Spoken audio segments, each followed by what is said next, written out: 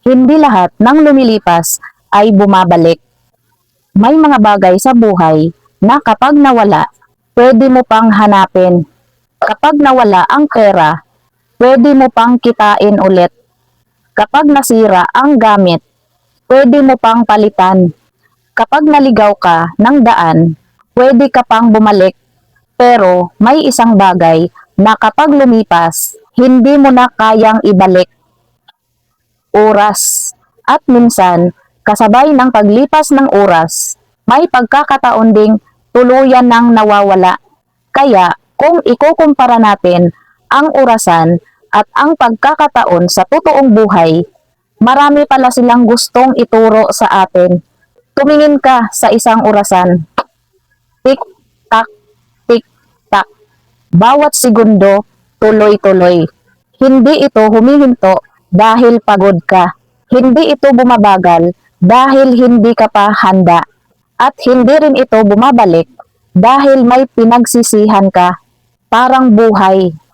Marami sa atin ang laging nagsasabi, bukas na lang ako magsisimula, bukas na lang ako bibisita, bukas na lang ako hihingi ng tawad, bukas na lang ako magpo-post, bukas na lang ako maghahabol ng pangarap.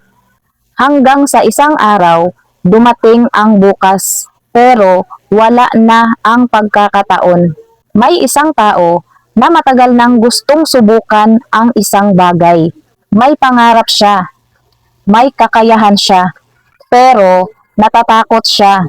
Iniisip niya, baka hindi ako magaling, baka pagtawanan ako, baka walang sumuporta, baka mabigo lang ako. Kaya ipinagpaliban niya isang araw, isang linggo, isang buwan, isang taon. At habang naghihintay siyang mawala ang takot, patuloy namang umaandar ang orasan.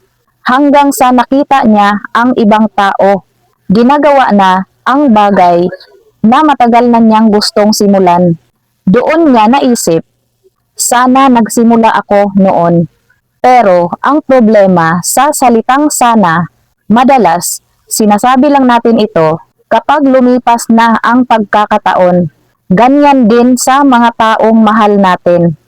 Habang nandyan sila, akala natin marami pa tayong oras. Kaya minsan, hindi natin sinasagot ang tawag. Hindi tayo bumibisita. Hindi tayo nagsasabi ng salamat.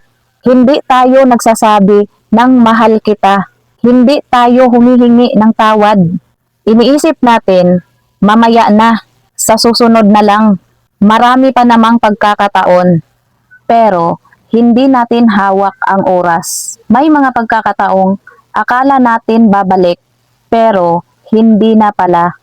May mga taong akala natin lagi nating makakasama, pero darating ang araw na alaala na lang sila at doon natin mararamdaman kung gaano kabigat ang isang pagkakataong pinalampas. Pero may isa pang magandang aral ang orasan.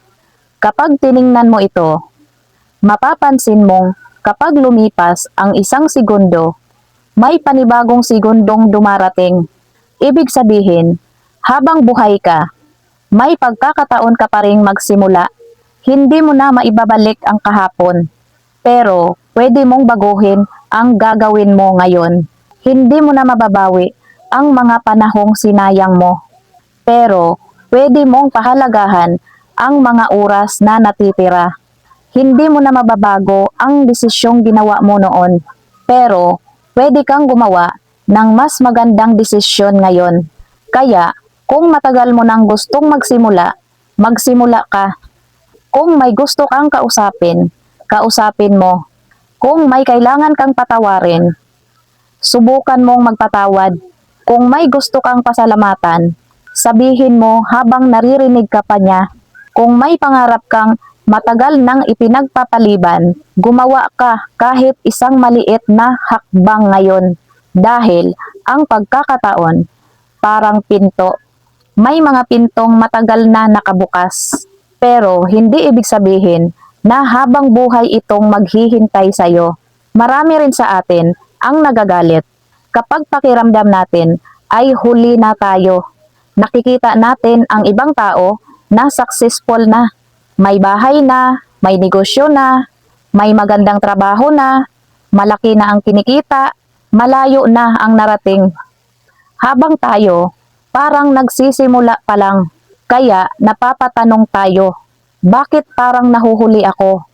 Pero tandaan mo, ang orasan ay pari-parihong may 24 na oras. Pero hindi pari-pariho ang takbo ng buhay ng bawat tao. May taong maagang nagtagumpay, pero maagang napagod. May taong mabagal nagsimula, pero matagal na nagpatuloy. May taong nakahanap agad ng direksyon.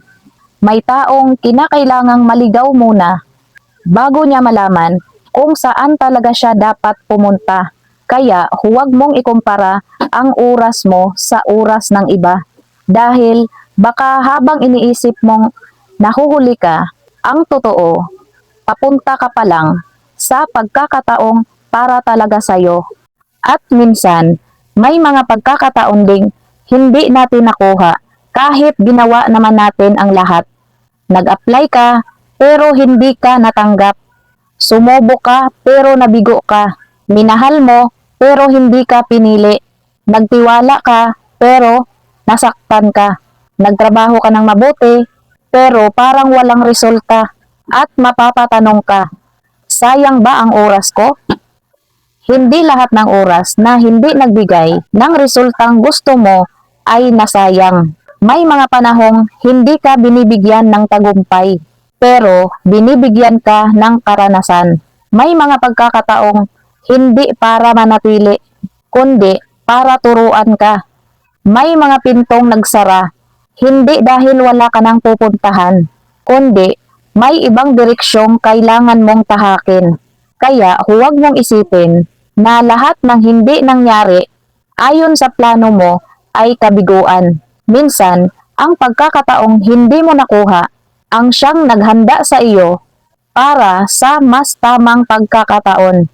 Parang orasan, may tamang oras ang tamang bagay. Hindi mo kailangang pilitin ang alas 12 kung alas 10 pa lang. Hindi mo kailangang madaliin ang sarili mo dahil lang nauna ang iba. Pero habang hinihintay mo ang tamang panahon, huwag ka ring manatiling nakatayo. Matuto ka, maghanda ka, gumalaw ka. Dahil kapag dumating ang pagkakataon, mas maganda kung handa kang salubungin ito. Ang pagkakataon ay hindi palaging dumarating na may malaking karatulang nagsasabing, ito na ang chance mo. Minsan, dumarating ito bilang maliit na simula, isang simpleng ideya, isang bagong kakilala, isang maliit na trabaho, isang post na kaunti lang ang nakakita, isang pagkakataon na akala mo walang halaga. Pero baka iyon na pala ang unang hakbang patungo sa pagbabagong matagal mo nang hinihintay. Kaya sa susunod na tumingin ka sa orasan, huwag mo lang tingnan kung anong oras na. Tanungin mo rin ang sarili mo, ano ang ginagawa ko sa oras na mayroon ako?